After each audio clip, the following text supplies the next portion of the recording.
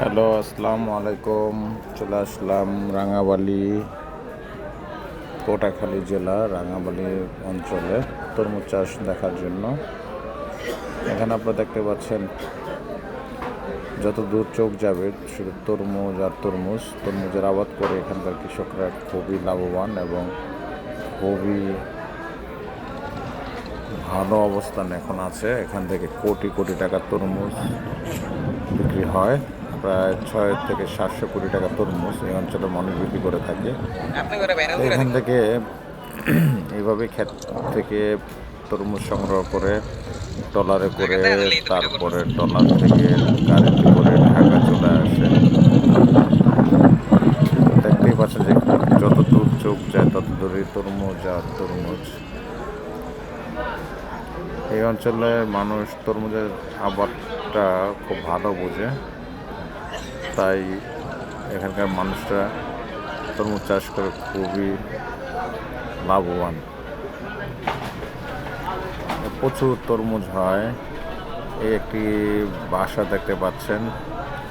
এখানে যারা দূর থেকে গিয়ে তরমুজ চাষ করে তারা অবশ্য ওরা এখানেই থাকে, খাওয়া দাওয়া করে, সব কিছু এখানেই করতে হয় বাধ্যতামূলক। কারণ তরমুজ চাষের সময় তরমুজের যত্ন নেওয়ার জন্য অনেক ওষুধ ব্যবহার করতে হয়, সেটা দেওয়ার জন্য সবসময় খেতে পড়ে থাকতে হয়। এই জন্য তারা সবসময় একটি ঘর বানিয়ে রাখে সেখানে থাকার জন্য। যেহেতু এটা 3 মাসের একটি ফসল, তো 3 মাসে তারা একটা প্রজেক্ট হিসাবে এখানে চলে আসে। এটাই দেখতে পাচ্ছেন যে একটি শাখা নদী। নদীর দুই পাশে যতগুলো চর দেখতে পাচ্ছেন সবগুলো চরে শুধু তরমুজ আর তরমুজ। এগুলো এখান থেকে এখন লোড হবে, লোড হয়ে প্রায় 4 ঘন্টা ট্রলারে করে গলাচিপা ঘাটে আসবে। গলাচিপা ঘাট, হরিদেবপুর এবং মুসুরি ঘাট, 2টা ঘাট আছে। ওই 2টা ঘাটে একটি ঘাটে অবস্থান করবে। ওখান থেকে গাড়িতে করে তারপর ঢাকায় আসবে। তবে এখানকার তরমুজ প্রচুর মিষ্টি হওয়ার কারণে ঢাকার পাইকারদের অনেক আকর্ষণীয় একটি জায়গা হচ্ছে রাঙ্গাবালি।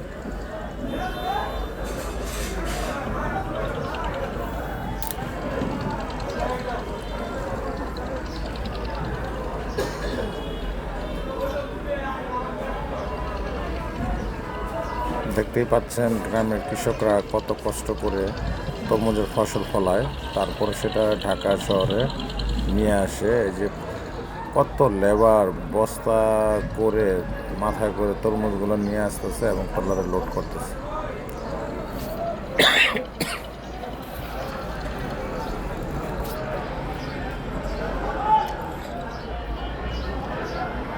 সে এত দূর ক্ষেত, সেখান থেকে তরমুজগুলা ভরে, দেখতে পাচ্ছেন তরমুজগুলা বস্তায় ভরে 10টা করে, তারপরে এখান থেকে নিয়ে যাবে ট্রলারে। কত কষ্ট করে এরা।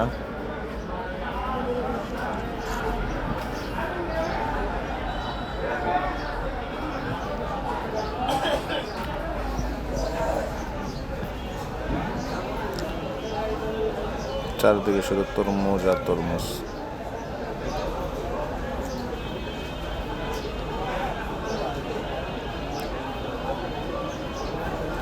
তো বন্ধুরা, আমরা এখানে বেড়াতে আসছিলাম, সে আপনাদেরকে দেখালাম তরমুজ ক্ষেত। যেহেতু এখন তরমুজের মৌসুম, সারা রোজার মাস তরমুজ থাকবে।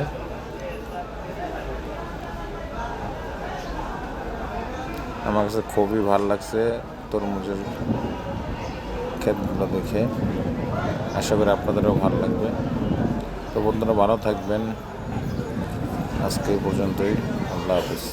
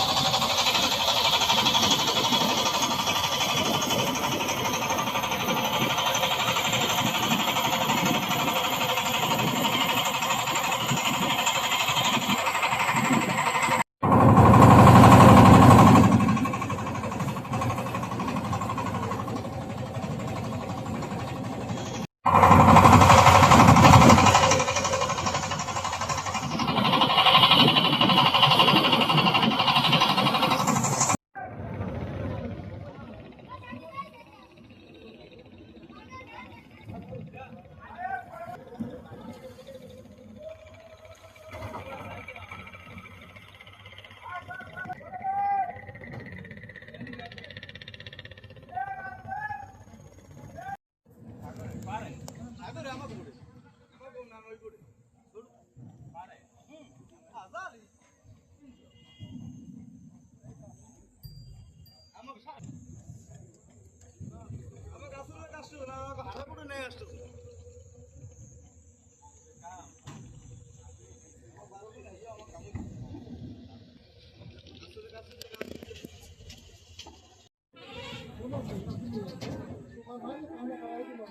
you.